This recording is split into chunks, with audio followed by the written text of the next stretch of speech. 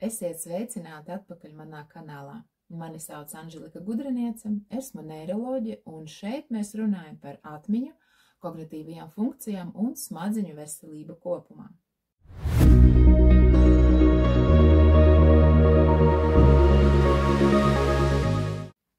Stāsts par ēdiena saistību ar atmiņu un mentālo veselību manā skatījumā ir visai sens, jo vēl senie grieķi, kas ir zināmi ar savu ēšanas kultūru un bagāto mitoloģiju, kur gandrīz katrai parādībai bija sava dievība. Var teikt, viņi bija vieni no pirmajiem, vai arī cik daudz tā informācija līdz mums ir nonākusi, ka viņi bija vieni no pirmajiem, kas pamanīja saistību starp ēdienu, veselu miesu un veselu garu. Un nevelti, piemēram, Olimpa dievi pārtika no ambrozijas, kas piešķira ilgmūžību vai nemirstību visiem, kas to lietoja uzturā. Un senie grieķi pievērs uzmanību arī savai atmiņai, labvēlību izlūdzoties mnēmozīnei.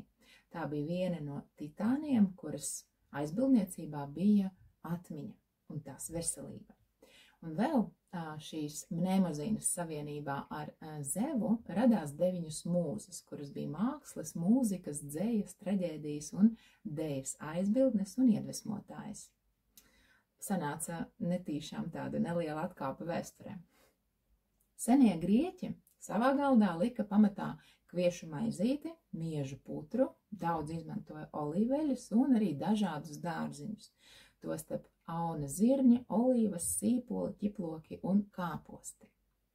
Kopumā uztura paradumiem un konkrētām uzturvielām ir būtiska nozīme galvas smadzeņu veselībā. Un mūsdienās, diemžēl, sevišķi pēdējās 10 gadēs tradicionālie ēšanas paradumi daudzās kultūrās tiek aizstāti ar globalizētu uzturu, kas ir bagāts ar piesātinātām taukskābēm un vienkāršiem cukuriem. Tas savukārt kombinācijā ar pārēšanos un mazkustīgu dzīvesveidu veicina kognitīvās veselības traucējumus, kā arī palielina vielmaiņas saslimstību, kā aptaukošanās un cukura diabēts attīstību. Un iesākumā es vēlos teikt dažus vārdus par šīm vielmaiņas slimībām. Tā aptaukošanās ir risks demences attīstībai dzīves vēlīnajā posmā. Taču agrīnajā dzīves periodā aptaukošanās ir saistīta ar izmainīto kognitīvo produktivitāti, tostarp verbālās mācīšanās traucējumiem, rada sliktu darba atmiņu, pavājina mācīšanos un rada gausas izpildu funkcijas, kā sliktu pielāgošanos jaunām situācijām, vāju kognitīvo elasticitāti, uzmanības nenoturību un pavājinātām plānošanas spējām. Aptaukošanas moments viņš palielina arī sirds slimību risku, paaugstina holesterīna līmeni asinīs, rada paaugstinātu asins spiedienu, cukura diabētu, nealkohola taukaino hepatozi jeb aknu slimību. Sievietēm aptaukošanās veicina arī policistisko olnīcu sindroma attīstību, un abiem dzimumiem aptaukošanās veicina audzēju risku. Pie tam katra no šīm nosauktajām saslimšanām ir neatkarīgs demences riska faktors. Vēl ir tāds termins metabols sindroms, kuru es šodien vēl pieminēšu nereizi vienu. Un tie ir vielmaiņas traucējumi, ko veido kombinācija vismaz ar 3 no 5 faktoriem. Un šeit šie faktori ir. Pirmām kārtām tā ir abdomināla jeb vēdera aptaukošanās, kad vidukļa apkārtmērs vīriešiem ir 102 cm vai vairāk, un sievietēm 88 cm un vairāk. Otrs faktors ir augsts asinsspiediens 130 uz 85 mm dzīvsudraba staba un vairāk, un vai jau tiek lietoti medikamenti asinsspiediena pazemināšanai. Trešais faktors ir augsts glikozes līmenis asinīs. Tukšā dušā tas sastāda 5,6 vai vairāk milimoli litrā, vai arī jau ir diagnosticēts cukura diabēts. Ceturtais faktors ir augsts triglicerīdu līmenis virs 1,7 milimoli litrā. Un beidzamais 5. faktors, tas ir zems ABL līmenis, vīriešiem zem 1 un sievietēm zem 1,3 milimoli litrā. Un metabols sindroms, līdzīgi kā aptaukošanās, ir neatkarīgs gan insulta, gan sirdslimību, gan cukura diabēta, gan arī kognitīvo traucējumu un demences riska faktors. Arī otrā tipa cukura diabēts ir saistīts ar kognitīvo spēju pasliktināšanos. Šiem cilvēkiem samazinās informācijas apstrādes ātrums, pasliktinās dzirdes un redzes atmiņa un pavājinās izpildu funkcijas. Un pat tad, ja cilvēkam ir tikai glikozes tolerances traucējumi, viņam jau palielinās risks uz kognitīvām problēmām. Un šodien es aicinu jūs sastādīt man kompāniju un iedziļināties, kā un kādi neveselīgie ēšanas režīmi, jeb diētas pasliktina smadzeņu veselību un kāpēc neveselīgs uzturs liedz smadzenēm darboties ar pilnu jaudu. Tā visas nepieciešamās uzturvielas mēs varam saņemt no sabalansētā uztura, un cilvēkiem ar pilnvērtīgu uzturu ir pierādīts lielāks smadzeņu tilpums. Savukārt, ja uzturā ir liels tauku un ogļhidrātu daudzums, ir maz uzņemto šķiedrvielu daudzums un zems olbaltumviela saņemtais kvantums, kā arī pārmērīgs alkohols, tas viss būtiski un nelabvēlīgi ietekmē lipoproteīdu vielmaiņu. Un pirmais uztura veids, ko vēlos iztirzāt, ir rietuma diēta. Tas ir, kad racionā prevalē pārgatavota pārtika, kalorijām pārbagāta, kur ir maz vitamīnu un maz minerālu vielu, ir nepietiekoši antioksidantu daudzums, liels sāls kvantums, ir daudz rafinētas cietas bez šķiedrvielām un sarkanā gaļa. Piemēram, Dienvidu Eiropā rietumu diēta pakāpeniski aizstāja galvenokārt šo augu izcelsmes vidusjūras diētu, kas ir bagāta ar dārzeņiem, augļiem, pilngrauda produktiem, olīveļu un zivīm, plus kurā ir zemes sarkanās gaļas un rafinētu cukuru daudzums. Šāds raciona maiņas veids ir saistīts ar kognitīvajām funkcijām un to pasliktināšanos. Zinātniskajos pētījumos ir konstatēts, ka paaugstināts piesātināto tauku un vienkāršo cukuru uzturs rietuma diētas sastāvā veicina atmiņas un mācīšanās traucējumus. Piemēram, kalsniem un gados jauniem cilvēkiem pat īslaicīga 1–2 nedēļas ilga diēta ir pietiekoša, lai samazinātu mācīšanās spējas un pasliktinātu īslaicīgo un ilglaicīgo atmiņu. Savukārt cilvēkiem gados, pēc 60–65 gadu vecuma, rietuma diēta paredz sliktāko atmiņu un informācijas apstrādes ātrumus. Arī bieža un pārmērīga ar saharozu un fruktozi saldināto dzērienu lietošana šīs diētas sastāvā pasliktina atmiņu. Alzheimera demences gadījumā, un tā ir biežākā ar lielu vecumu saistītā demence, kas pamatā sākās pēc 65 gadu vecuma un saslimstība ar šo demenci pa 5 gadiem dubultojās. Tā Alzheimera demences cēloņus un simptomus rietuma diēta tikai pastiprina, kā arī cilvēkiem bez Alzheimera slimības novecošanās procesā radušos traucējumus rietuma diēta padziļina. Un ir ļoti svarīgi zināt, ka kognitīvo disfunkciju, kas attīstās cilvēkiem ar metabolo sindromu, var novērst tikai un vienīgi ar dzīves stila korekciju, proti ar veselīgiem uztura paradumiem, kas ir bagāts ar vitamīniem, antioksidantiem, mazinot uzņemto kaloriju daudzumu, ar regulārām fiziskām aktivitātēm, kas ir vismaz 3 reizes nedēļā pa 45 minūtēm tieši aerobā slodze.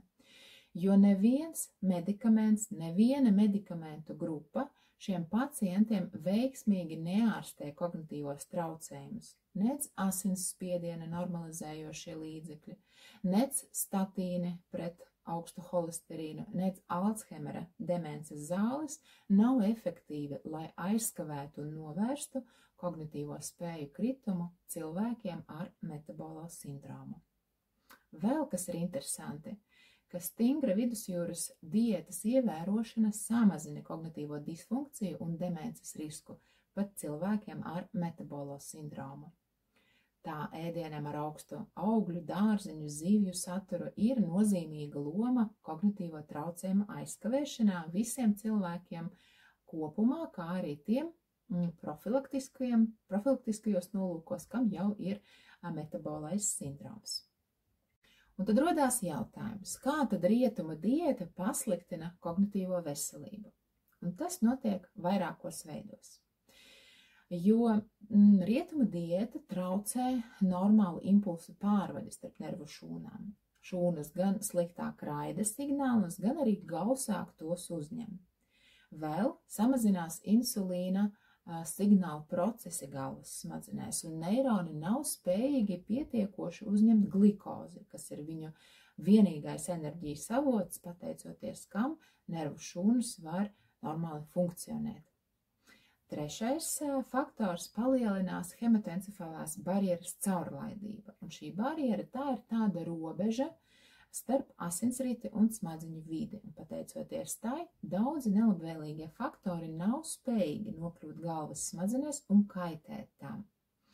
Rietuma diētas iespējā šī barjera pavainās, kā rezultātā daudzas nelabvēlīgas vielas nonāk galvas smadzenēs un bojā. Tagad pārējiem pie otrās neveselīgās diētas, un tas ir augsta tauku diēta, kur vispār tauki ir viena no 3 jaunvielām, tie ir nozīmīgi mūsu uztura sastāvdaļas.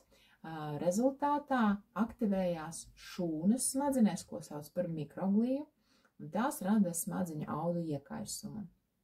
Un trešām kārtām rodās oksidatīvais stress, jo ir zudis balans starp antioksidantiem, kurus nav iespējams uzņemt ar rietumu diētu, un brīvajiem radikāļiem. Un šī disbalansā rezultātā smadzeņu nervu šūnas iet bojā. Vēl 4. faktors notiek zārna mikrobiota pārmaiņas, jo samazinās labo baktēriju skaits kuņģu zarnu traktā. Un tādā veidā tiek veicināta disbakterioze. Cilvēkam vispār ir cieša saikne starp kuņģa zarnu traktu un galvas smadzenēm. Tā gremošanas sistēmas traucējumi izraisa kognitīvo disfunkciju, garstāvokļa svārstības un trauksmi, un arī otrādi, ja ir kognitīvie traucējumi vai citas mentālas problēmas, tas tiek veicināts gremošanas traucējumu iestāšanos.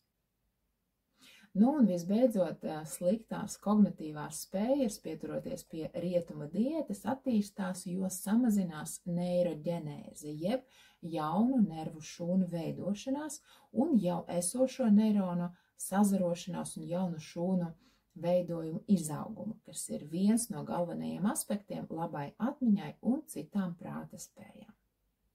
Nu, tagad pārējām pie otrās neveselīgās diētas, tā ir augstu tauku diēta. Vispār tauki ir viena no 3 uzturvielām, un tie ir nozīmīga uztura sastāvdaļa. Tie ir nepieciešami, lai smadzenes normāli attīstītos un darbotos.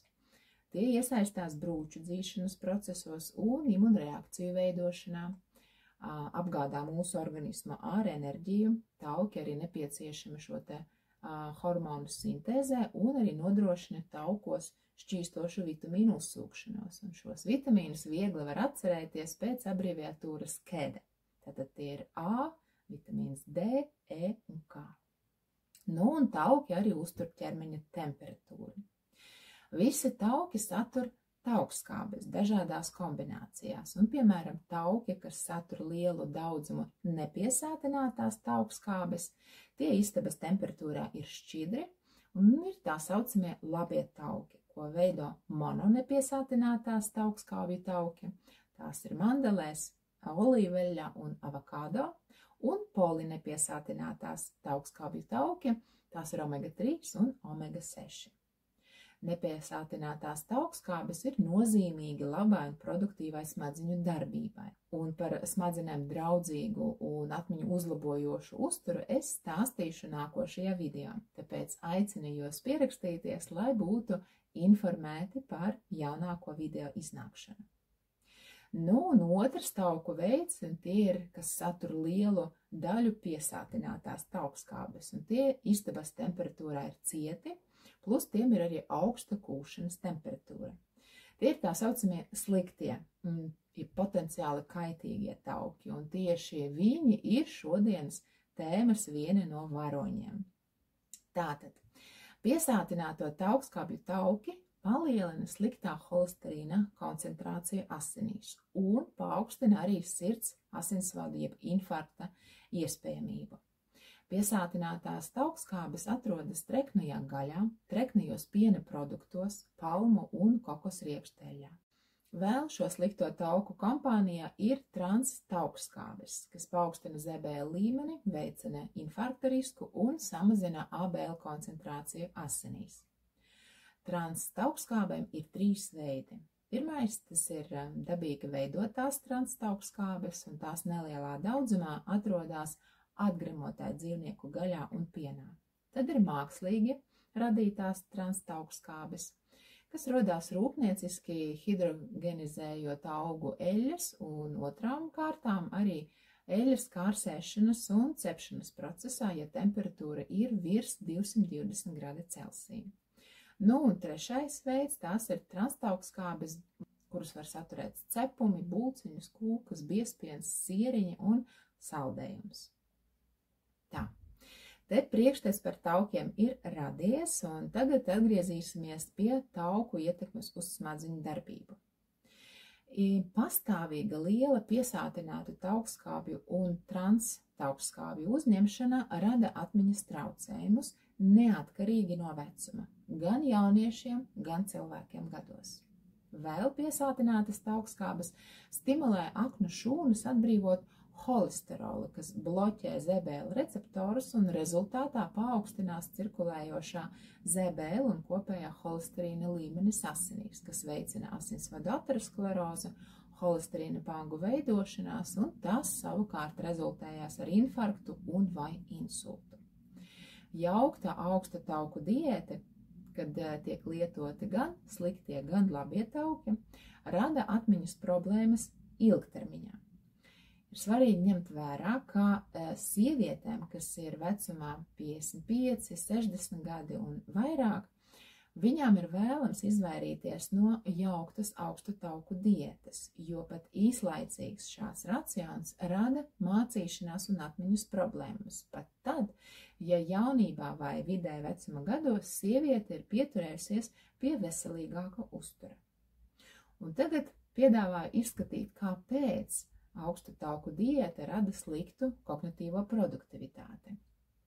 Tā gan īslaicīga, gan ilglaicīga, jaukta vai tikai piesātināto slikto taukskābju augstu tauku diēta samazina hipokampa neirona sazarošanos un blīvumu. Vēl palmitīnskābe, tas arī ir piesātināto taukskābju, jeb slikto tauku sastāvdaļa, kas atrodama gaļā un palmu eļļā. Palmitīnskābe pati par sevi plus, ja pat viņai pievieno omega-3, viņa samazina hipokampa neironos gan šo te izaugumu daudzumu, gan to sazarojumu, gan arī pašu nervu šūnu lielumu samazina. Un interesanti, ka nepiesātinātās taukskābes kopā ar piesātinātajām proporcijā 1:1 var novērst slikto tauku kaitīgo efektu uz smadzeņu funkcijām, prāta spējām. Tas savā ziņā izskaidro, kāpēc jaukta augstu tauku diēta dažreiz nepasliktina atmiņu. Un neveselīgu produktu izslēgšana no uztura uzlabo kopējo veselību, tāpēc ir silts ieteikums ēdiena pagatavošanas laikā dzīvnieku tauku vietā izvēlēties augu eļļas. Vēl ir ieteikums vismaz 2 reizes nedēļā uzturā lietot treknās zivis – lasi, foreli, sīļķi, buti. Nākošais ieteikums ir izvēlēties liesu gaļu, un, ja ir redzami tauki, tad tos vēlams atdalīt, un arī izvēlēties piena produktus ar samazinātu tauku daudzumu. Nākošais ieteikums ir ierobežot rūpnieciski ražotus pārtikas produktus lietošanā, piemēram, saldētas picas, cepumus, kūkas, un visbeidzot arī pievērst uzmanību pārtikas produktu marķējumam, kur norāde daļēji hidrogenēta tauki liecina, ka produkts satur trans taukskābes. Nu, un trešais noslēdzošais neveselīgās ēšanas scenārijs, ko vēlos apskatīt, ir augsta cukura diēta. Pēc būtības tas ir palielināts vienkāršu cukura patēriņš uzturā, un tas ir otrais biežākais cēlonis aptaukošanās un metaboliem traucējumiem. Saldumi, kā zināms, ir laimes hormons, un tie palielina insulīna līmeni asinīs un palīdz aminoskābei triptofānam nokļūt galvas smadzenēs, kur tas pārtop par serotonīnu, kur ietekmē mums uzlabojās garstāvoklis, mums rodās miers un labsajūta. Taču svarīgs ir tas, ka visam jābūt ar mēru. Uzturā biežāk lietotie dabīgie saldinātāji ir fruktoze, glikoze un saharoze. Un galvenais fruktozes avots ir saharoze, ko iegūst no cukurniedrēm un cukurbietēm. Visvairāk fruktozes satur saldinātie dzērieni, tas ir iesala dzērieni, kvasa, sulas, gāzēti dzērieni. Vēl daudz fruktozes ir konditorijas izstrādājumos, piemēram, maizē. Kā arī fruktoze ir nopērkamajās gatavajās mērcēs, tai pašā tomātu mērcē, dažādos sīrupos, konservētos produktos, brokastu pārslās, ievārījumos un medū. Fruktozi satur arī augļi, visvairāk vīnogās, ābolos, bumbieros, mango un ķiršos, kā arī banānos, bet salīdzinoši maz fruktozi ir melnēs, avenēs un greipfrūtos. Fruktoze saldinātājos dzērienos un ēdienos uzlabo ēdiena garšu. Tāpat arī veicina pārēšanos. Veiktajos pētījumos ir konstatēts, ka fruktozes lietošana mērenās devās, tas ir līdz 25 gramiem dienā, ir pozitīva ietekme uz glikozes līmeņa kontroli, un to varētu potenciāli lietot arī cukura diabēta pacienti uzturā, aizvietojot glikozi, jo fruktoze nelielās devās nepaukstina glikozes vai insulīna līmeni asinīs. Fruktozei ir tieša ietekme uz pastiprinātu kaloriju uzņemšanu, jo tā uzlabo, kā jau minēju, ēdiena garšu, plus fruktoze arī nestimulē insulīna izdali, kā to dara glikoze. Un fruktozes vielmaiņai insulīns nemaz nav vajadzīgs, tāpēc fruktoze arī neveicina sāta hormona leptīna produkciju, novedot pie nekontrolētas un pārmērīgas ēdiena uzņemšanas, plus par daudz arī uzņemtās fruktozes dēļ organisms nespēja izmantot ogļhidrātu resursus, tāpēc tie pārmērīgā daudzumā nonāk rezervēs, kas rezultējās ar ķermeņa svara pieaugumu un aptaukošanos. Pie izplatītākajām slimībām, kas ir saistītas ar pārmērīgu fruktozes lietošanu, ir jau pieminētā aptaukošanās, kā arī cukura diabēts, sirds un asinsvadu slimības. Fruktoze paaugstina asins spiedienu arī gados jauniem cilvēkiem, virs 18 gadiem. Fruktozes sekmē vēža attīstību, kā arī nealkohola taukaino akna slimību un metabolo sindromu. To, cik intensīva ir fruktozes vielmaiņa, ietekmē sekojošie faktori. Viens tas ir dzimums, un, diemžēl, vīriešiem fruktoze darbojas īpaši nelabvēlīgi, jo veicina pārmērīgu triglicerīdu un ZBL ražošanu aknās.